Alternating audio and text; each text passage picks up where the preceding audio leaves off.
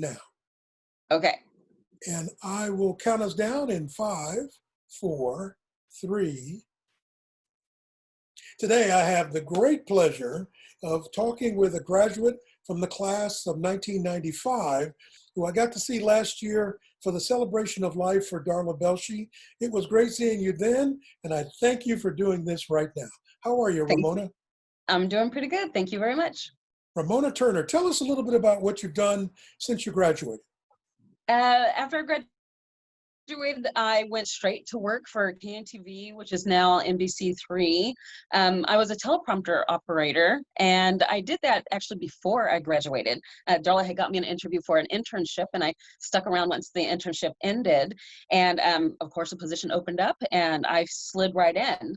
And I was there for a couple years, and a opening started at KLIV, Kara, and KR2Y. Overnight shift. So I was on the air doing traffic, weather, and overnight news reporting for them. I was there for about a year and a half, went to Phoenix. I joined Metro Source, which is a Metro Networks company, newswire service. And then I came back to California and did some newspaper work as well, the Salinas Californian, and then the Santa Cruz Sentinel. And I know we're going to talk a little bit about your newspaper work in just a little bit, but I want to delve right into the topic at hand.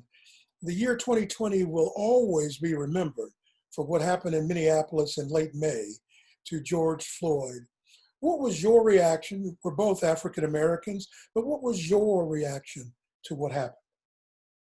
I couldn't believe what I was seeing. You know, it's like, why is that okay? And honestly, it took me back to Rodney King, you know, him laying in the middle of the freeway while these officers were beating him up. I mean, they weren't beating him up, they were just sitting on him. But for 9 minutes, why do you need to sit on somebody for 9 minutes? He wasn't combative. He was just sitting there begging for his life and for his mother. Exactly. And we've waited our whole lives in the African American community to actually see people's eyes open to the notion racism exists throughout society, not just in the police, but throughout all of America. Would you agree with that? It is there. You know, when I was younger, my mom taught me that it's there, it's under the blanket. You know, it's not outward, especially here in California. It's not outward. You go to the South, it's a little bit more so. You know, sure, I've been followed through stores. You know, I've been Have you accused really? of taking, yes. I actually, one reason to dress up when you go to the store is so that you don't be accused of doing something you didn't do. I am treated differently from when I am dressed up than if I'm wearing sweats, you know, and a hoodie. When I'm wearing sweats and a hoodie, I'm more likely to be followed through the store than if I were to put on a necklace and put on some makeup and dress up. And just for the record, you live in California, not I in any am in other state. California, Right. not in another state. So you've actually experienced this. Right. And how about your family, your friends, in terms of racism? Have they ever said anything? Well, sitting with my mom, you know, my mom grew up when the schools were open, when the schools were desegregated back in the 50s. You know, so she's sitting here, she just turned 71 yesterday. So she's sitting here watching this stuff on the news going, isn't that what my generation was supposed to have solved?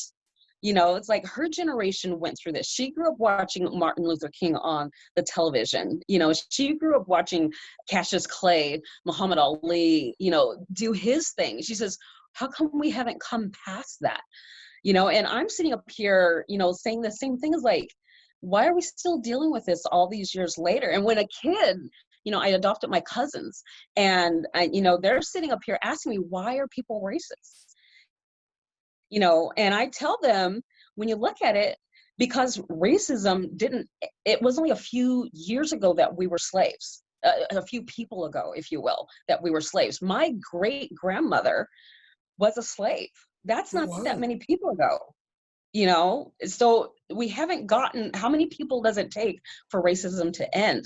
My mom grew up during the desegregation. My grandmother was a World War II era baby, and my great grandmother was a slave. We don't know who her parents were. She was a mulatto who was sold when she was 11 months old. Oh my goodness. So And, that's not that many people ago.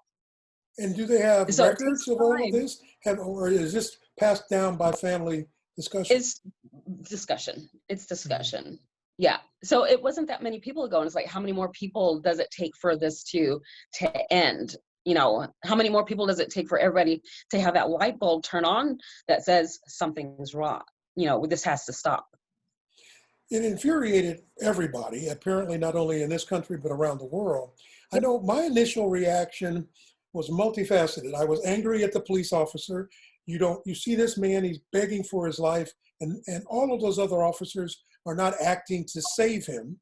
And then Right. I'm also thinking about the photographer who's shooting this from the sideline. I know on Right. the public on the sideline, we're not supposed to interfere with police matters, but I'll be honest with you, there's a part of me that says, why weren't they all screaming? Why didn't they jump out into the street? Why didn't they force the police to do something? And yet that's my opinion. How about your opinion? You know, I had seen the whole tape, and you can hear people yelling in the background. And one of the people that was yelling is saying, I was trained as a police officer too. What you're doing is wrong.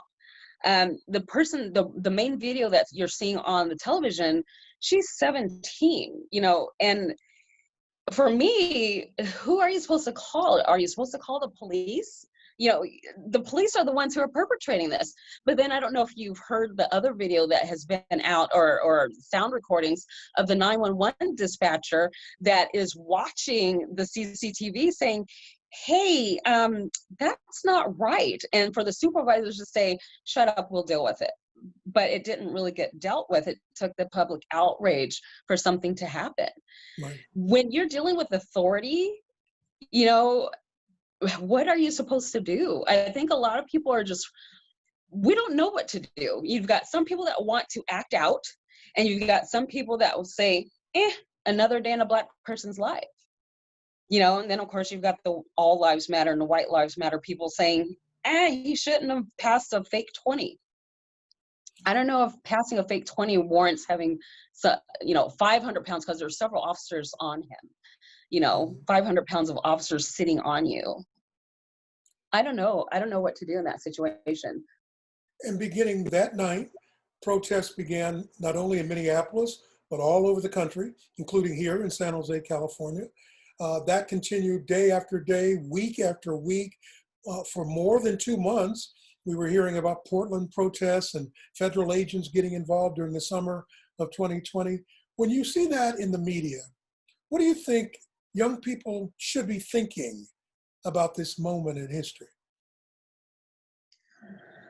I think it's an inspirational time. I think it is, you know, whereas my mother is sitting here saying, why is this still happening? The young people of today are saying, this has got to stop, period. We're not taking it anymore. This is not fair. And I applaud them. My mom was a union worker, so I grew up on the picket lines, you know, and it took everything in me not to be out there with them. Because I have a child and because of the volatile nature of it, I chose to stay home. I chose to, you know, be a cheerleader from my couch, as opposed to go out there and be amongst them, because it's time, it's beyond time for this to stop. You know, we need to be treated as people. If we can procreate and create babies, we're people. Right, and be treated with human respect is the Right. basic Human concept. respect. And I can relate. I mean, I had surgery on my knee and on my hip in the last 2 years. My doctor's telling me, don't you go out there. I know you're a journalist and you want to be there with your students, but it could be very dangerous, because in the year 2020, we have something called COVID-19, the Yes. pandemic, which makes Yes. everything else even more intense. Wouldn't you agree? Yes. Oh, most definitely. Definitely. You know, you're watching some of the protesters have masks and some didn't, and you're sitting there saying, put a mask on, you know, protect yourself while you're out there. Something so simple as a mask, you know. This year is definitely a year of transition. I was calling it the retrograde year. You hear people say retrograde month or, you know, week, but this is a retrograde year. This is like a comeuppance, you know, this is, you know, everything is coming together at once, you know, and it's like, we have to face our demons, period. No more shoving it under the carpet. It's out there for all to see. Now, what are we going to do about it? And we're hearing that not only from corporations in general, we're seeing advertising agencies working on campaigns focused on Black Lives Matter, something that you couldn't get them to talk about out loud for fear of losing their patronage, losing their revenues. Now Right. everybody wants to be in line showcasing this. But this also is a time when we have discussions with the police about how Black lives and other people of color are being treated by police all over the world, with protests Right. all over the world. What are your thoughts about that? I think it's hard in the corporate line of they're finally falling in line, but then, everything comes down to the dollar, and it really sucks. One of my clients actually, he's influential, and he asked me, how can I do better? And I felt honored that he's asking me, how can he do better as a boss? And he's making sure that when he's hiring, he's including women and people of color. He's making sure that that happens. He's saying, what should our message be? He didn't want to come out with some overt, hey, we support Black Lives Matter. He says, okay, let's just make sure that we're hiring the right people, no matter what their color of skin is, but let's make sure that we try our best to get women as well as people of color.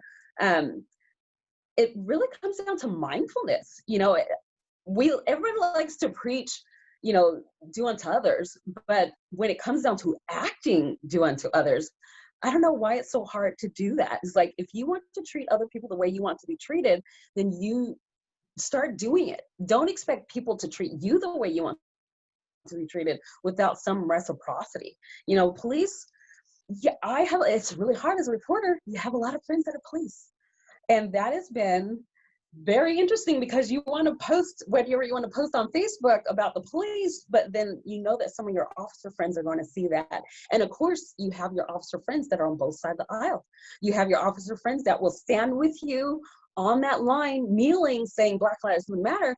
And then you have the officers that are on the other side saying what they're saying. It's been very hard to sit on, to see both sides of the aisle, but at the same time, it's like, Black people are dying. We don't make up that much of a percentage of the population, but yet we're incarcerated and dying at the hands of the police so much larger than other parts of the population. Even Asians and Hispanics aren't dying in the numbers that Black people are. And it's like, that needs to be recognized. People need to say, this is not right. What can we do better? And we need to look at it 100%. Stop saying, well, the Black people in Chicago are killing each other. What's going on? What's behind that? How can we do better? How can we elevate everybody? I'm so lucky that, even though I grew up with a single mom, I wasn't a statistic. She made sure that I went to college. She knew that an education was going to be that barrier that was going to be broken. Go to school. She didn't care what my grades are. She should just get that piece of paper. As long as I didn't get a D or an F, get that piece of paper. And I think a lot of people need to have that for their kid. And I think they need to show their kid why it's important. My mom did that. She showed me why it was important.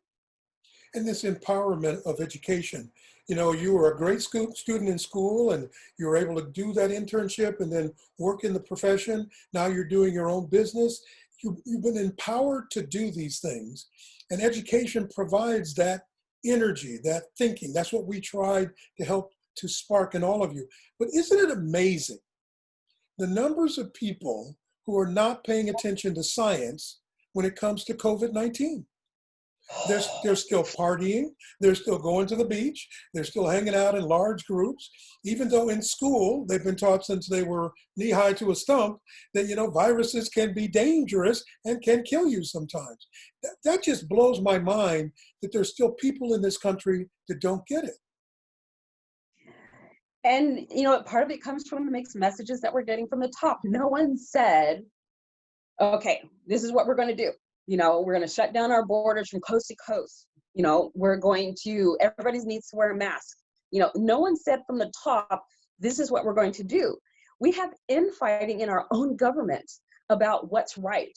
And when you've got that, what are the people supposed to do? Especially when we're not all created equal.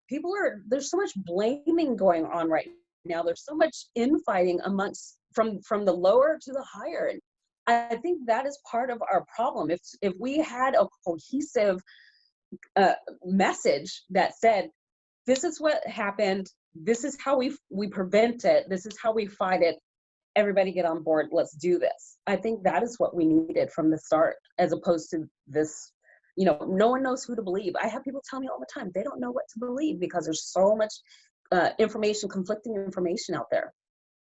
And We you know need that, one message. and that is the challenge of the 21st century. We have media explosions where people gather information from reliable sources, unreliable sources. People are gossiping, people are just being themselves. And then you wonder why we don't all come together and understand this is a united effort if we're going to beat this. And I'm hoping that we'll figure that out over time. We shall see. But I want to compliment you and thank you for something you did during the course of 2020. You sent me an email and you said, there's a guy named Dr. Richard Henke that I think you should meet, or I think you guys should talk. And he wants to talk to you about maybe the media looking at racism in medicine. One, why did you do that? And two, thank you for doing that. Dr. Henke and I first crossed paths when I was a kid, actually. My grandmother was slinging them up as a janitor at San Jose Medical Center, which no longer exists now. And he was an ER doctor there. And I don't know how old I was, probably 10 maybe. And so fast forward to, 10, 15 years ago, I was working at the Santa Cruz Sentinel and he saw my name. And I had a column called Street Smarts and he saw my picture and he reached out to me. He says, hey, do you remember me? And I'm like, oh my gosh, yes, I totally do, And he happened to be working at Dominican Hospital down there in Santa Cruz. And so my column, which was called Street Smarts, is a transportation column, kind of like Mr. Roadshow for the Mercury News. And so I had an ongoing relationship with him because I would constantly have questions in regard to transportation. So, what happens if a bicyclist gets hit by a car? What kind of injuries can you expect? I would reach out to him about that. Let's tell people this is what your body goes through if you were hit by a car. This is why you need to wear a helmet. This is why you need to wear not wear dark clothing, but wear reflective clothing so people can see you. Just the grits and bolts, of it all. He was very accessible. No matter what I needed, whether it was medically, of course, he was available. Even on a personal level, sometimes, I wouldn't say, hey, doc, I've got this mole. But, we've had some stuff happen in the family, including when my grandmother was on her last days. I would reach out to him saying, so this is what the doctor's saying. What do you think? Can you tell me the honest, what's going on? And he did. He says, ugh. And so we have an ongoing friendship, something that transcends the decades and the generations. And it's been wonderful, I'm sure. So when he came to me about, he's watching what's happening on the news about Black Lives Matter, and he says that he's getting, flashbacks of what was going on when he was, early in his doctoring years. And he said, this is a story that needs to be told. These people need to know, everybody needs to know that it's not just the police. It's across our society that there's inequity and injustice being done. And the stories that he tells, I spoke to him on the phone and I was instantly intrigued. So we followed up and had another conversation, then another conversation. And I said, do you have any documentation of this? And he actually did the homework. He says, you're a professor, I'll do my homework. And he sent me documentation that was amazing. I'm sure the local media and the national media will eventually want to talk to Dr. Henke. But the key thing that I liked about it, his passion for telling the truth about the way Black people were treated in the South. It was brutal, it was awful, it was inhumane, it was nasty, it was evil. And those are his words, I'm just repeating it, but I gotta say, based on what he told me, and the same with you, it was pretty awful. Right, yeah, some of the documents that he sent me, his recollections, it was very hard to see that, to read that. And you just think about those people, what they were going through, being set up for surgeries that didn't need to happen. And and the fact that he was telling people, run, to save your life, run. Who knows how many lives he saved just by saying that. And, too bad he couldn't have gotten to more people to say, hey, you're about to have a surgery that you don't need, or that surgery that you just had was completely, not necessarily, and it's all because of the color of your skin, and it was very unnerving. Yeah, it was all about experimentation because they had a human subject. And the way he described it, if a white patient came in with certain symptoms, they were treated one way. And if a black person was treated for the same symptoms, got to get them into surgery. Let's explore. Let's see what we can go in there and learn about this. And we're used as guinea pigs, if you will, for unnecessary surgery. Again, according to Dr. Henke. I thought it was fascinating. And I have recorded an interview with him that you'll also be able to see as part of this series. But I wanted to thank you, because that's the sort of thing that we should teach our journalism, advertising, and PR students. When you call somebody as a source, you never know how they could be a benefit to you in your life and in your work for many years to come. Right. Right, exactly. I have a lot of sources from back in my day that we still keep in touch for whatever reason, even if it's just to say hi. Sometimes we hang out, but you just never know how that person's going to become a resource for you, or how you're going to be a resource for them along the lines. Yeah, it's nice. It's fun. It is fun. And plus, it's may I say human. one more thing? Sure, go ahead. And journalism, you know, while this is what you want to do now, you never know how much it sets you up to do other things down the line. You know, my degree in journalism has helped me, even all these years later, to do things that if I didn't have that degree, I probably never would have had the wherewithal to do them. So even if you don't wind up doing journalism, know that the training that you're getting is going to be so valuable down the line, no matter what it is that you ultimately choose to do. And it's interesting that you say that. As we do this recording on the last day of July in 2020, I was just looking on Facebook and I saw where one of your former classmates, Kit Doe, is celebrating his 20th anniversary in broadcast journalism television. And he, like you, started at San Jose State, and like you, is saying the exact same thing.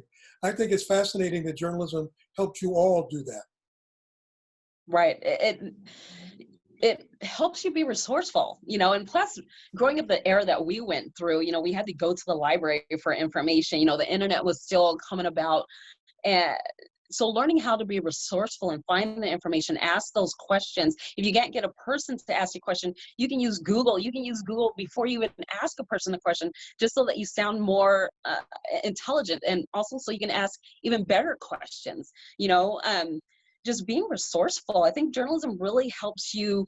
It helps you view the picture 360 degrees, you know, and dig deeper, you know.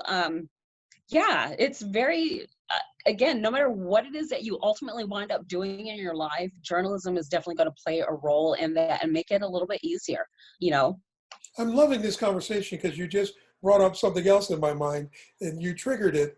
For the last 10 years, I have been telling students, it's great that you have a cell phone and you can access the internet and you can talk to contacts and sources by using your phone. But don't forget people contact. Don't forget knocking on a door, shaking a hand. Now we're in COVID-19 and you can't do it. And Right. It's amazing the number of students that are complaining they don't want to learn on Zoom. They don't want to learn through technology. I want to be in the room with the person. Yes. That's exactly what we've been telling you. But because we're trying to save your life, we have to do it now. Right. Interestingly enough, when I was working for the newspaper, I was, let's just say, I was very productive because of my use of technology. Getting sources on the phone was very hard. You know, they're tending to what they're doing. I'm on a deadline. I used email a lot. Now there's Zoom, but I used email a lot for my interviews. I would just rattle off a bunch of questions. If I have to step away from the desk to go meet somebody in person, or heaven forbid, go eat, the answers were going to be in my inbox when I got back, you know. And plus, then for print, you cut and paste, you know. Now for television and radio, how you would do that, you know, having Zoom, I think that it is going to make things to be more creative, you know, and I think it'll be fun, you know, challenge your interviewers to have some interesting thing in the background, Yes, you know. exactly. I think there's going to be so many ways to play with it. And with Zoom, you can record the talk like you're doing right now, and then input that into your package or whatever you're doing. So while it seems like it's a limitation, I think if you think outside the box, you can see how it's actually going to not only keep us all safe, but it's going to enhance your ability to do your job and get better products as a result. Excellent point. And once again, you've triggered a thought that I want to bring up right now. During this COVID-19 period, when we're all sheltering to save our lives and protect our loved ones, etc., there are so many people complaining about wasted time. And I'm thinking, you and I are not wasting our time right now. I Not figured at out a all. way to bring you as a distinguished graduate back to campus via technology to impart your wisdom, your experiences, to share. There's nothing stopping our students from looking for jobs, to start figuring out how to use this technology to do better job interviews in the future. Would you agree this is a time you should really be taking advantage of? When COVID hit and I was told that my line of work was not essential, I think that I napped for a week straight. And then after that, like I felt a jolt of electricity hit me and say, get up and get something done. You know, I was conducting interviews. I interviewed Dr. Henke about how can me as now massage therapist do my job safely. And the things that he told me to do are now the protocols that are out from the massage industry of what to do. I wrote those protocols back in April, you know, Wow. and I All published right. them, you know, and so I don't know if anybody saw them of importance, but I know that I was the first one to get that out there. Ventilation is key. Wearing the mask is key, and disinfecting is key. I can do my job safely as long as I do those three things, you know, but the list is much longer, but those are the three basic things. So I was interviewing him. I was writing a blog, you know, how can I expand my business? If I can't touch people physically, then how can I continue to help people mentally, emotionally, energetically? Yeah, I'm a Reiki master. I can Reiki people just like you and I are talking right now. I can sit here and I can Reiki you right now. You know, I can do some personal coaching with you. There's so many things that I can do. And I think that's what people need to start thinking. Don't think about what you can't do. Think about what you can do. If not this, then what? And, you know, I have always been a fan of making a list. I take a piece of paper, divide it in half, and do the pros and cons. Well, now it's can and can't. And the list of cans is so much longer than the list of can'ts. You know, it's like we need to take our fear and we need to take the negative and find a positive to it. It's like, okay, fine. I can't touch you right now, but you know what? This is how I can continue to help you. And journalism, I got into journalism to help people. You know, information is the basic of how to help people. I sought information from Dr. Henke and he gave it, you know, so your degree in journalism to help people, if you can't interview someone in person, then find out how I can get that interview, whether it's on the phone, using Zoom or all the other apps that are out there. I got to the point where I was asking people what's the app that they're most comfortable with, because not everybody was comfortable with Zoom. Some people liked Hangouts, you know, and you can still record the conversation, I think, on Hangouts. That's So fantastic. I met people where they were, basically. Very cool. Take advantage of the moment, no matter how stressful or challenging the moment is. I have to ask you the question, though, because I'm always asked as a teacher, did I ever experience racism in the media in my career? And I'd have to say, of course. Everybody does. Sometimes it's more subtle than not. And I wouldn't necessarily call it racism, but I'd say certainly bias. It started actually at home. My father used to tell me, you're a kid from the south side of Chicago, African American, in the 1970s. There are no black people doing the news. You're not going to get a job doing that. Where'd you get that nonsense? And I said, from you. You made us watch the evening news with Walter Cronkite every single night. And Right. that's what inspired me to want to go into it. And then my teachers in high school and in college. I finally get into the industry. I go out to Iowa from Chicago, where Iowa has 2% black population, and I'm the only person in the newsroom that's my color, and I'm expected to offer ideas that would be relevant for the black community and for everybody else to learn. I Right. took that as an opportunity, not pressure. How about you during the course of your career? What kind of bias or prejudice did you face? I can't say that I did. I can't say that I did. Not a single place that I feel like I was being biased against for the color of my skin. I felt very comfortable in every setting that I was in. Growing up in California in San Jose, I was the only Black kid in all of my classes. There was only a couple classes along the way where I was not the only Black kid. So I was used to being the only Black kid in class. But as far as professionally, I was never turned away for a story, or, my story ideas were welcomed. I can't say that there was anything that I left because I wanted more money, or, the typical reasons why you would leave a job, but I never felt like I was being thwarted in any way because of my brown skin. All right, let me take the question a different direction. Okay. I've been talking to a lot of our graduates who are working in newspapers, television, radio, all around the country. And I won't mention any names of companies or people, but I will tell you this. Some of them are talking about battles in the newsroom where they're trying to convince editors or producers, wait a minute, why do you want to show that picture of a white person reacting as opposed to this is a Black Lives Matter story? Why are you trying to do that? One of my former students said, I even had to tell my boss, you're trying to make it easy for white people. That's what this movement is all about. But pay attention to what we're doing in the newsroom. Have you had any experiences like that?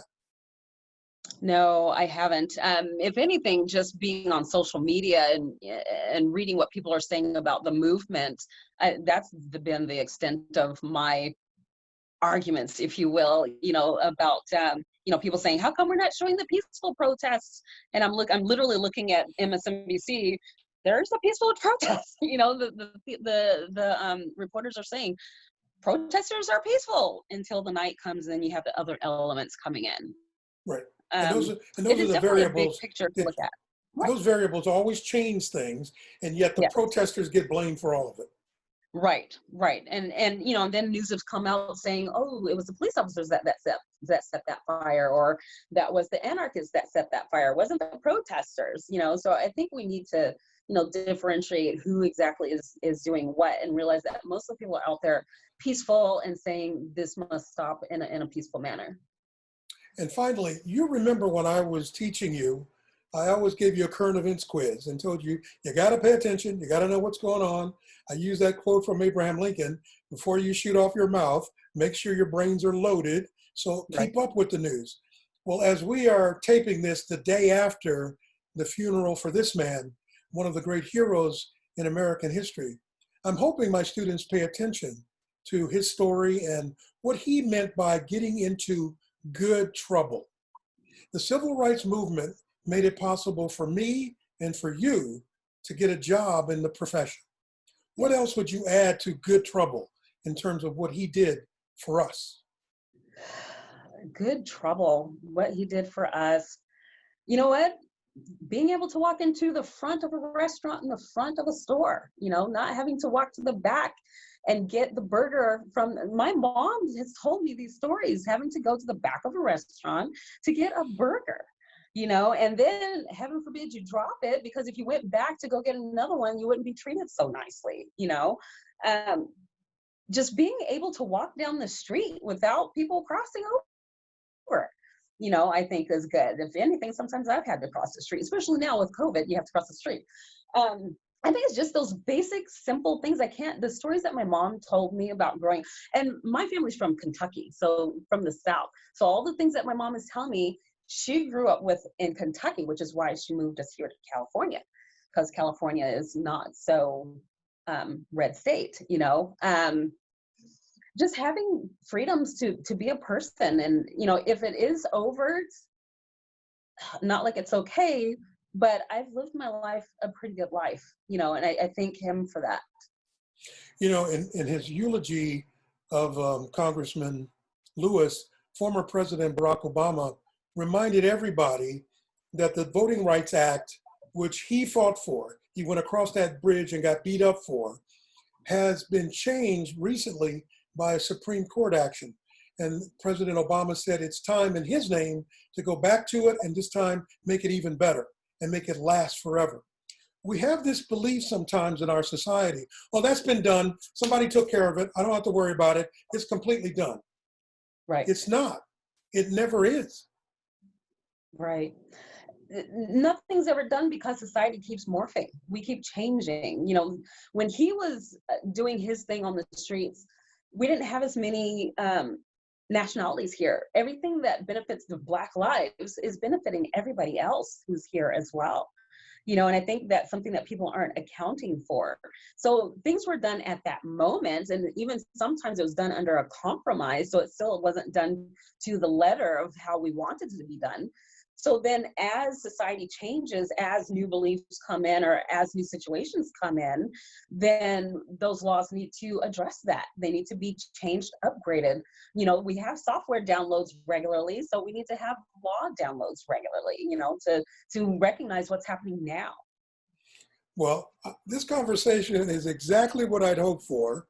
And anytime you want to do a guest lecture in my class on Zoom or in person in the future, you just let me know, because you make me want to stay and not retire. So thank you. No, thank you. I just think back of, when you were in the front of the classroom, telling us what to do. And I just remember how you were trying to help the kids that were the people who were struggling, with writing a lead, a simple lead, keep it simple, and keeping it simple can only go so far. Sometimes we need to delve into the minutia and dig it out and show it for what it really is. So don't think of broadcast journalism as being limited. You're only limited by your imagination. Maybe keep it simple. Maybe a series is necessary, so that you can get into the minutia. Well, hopefully someday, as you continue to morph into new careers, you'll think about teaching, because I think you'd be excellent in the classroom. Oh, well, thank you so much. I'm trying to teach people how to meditate. I could use that, definitely. Well, Meditation will get you through it. I'll call you from time to time and tell you how Dr. Henke and I are getting along, but I also want to see you get involved in a roundtable discussion where we bring back some of your classmates to talk about these issues as we approach Election Day 2020. Ooh. What? A certain someone is talking about not having an election 2020. Yeah, he said that yesterday, and I think they'll never let him get away with it. I hope. And according to the Constitution, Yeah, he can. really. We still have one, and we still want to hold on to it. But I want to thank Ramona Turner for this time today. You've been wonderful. Thank you, Bob. Nice to see you again. You too. Bye. Take care. Bye-bye. I'm going to stop recording at this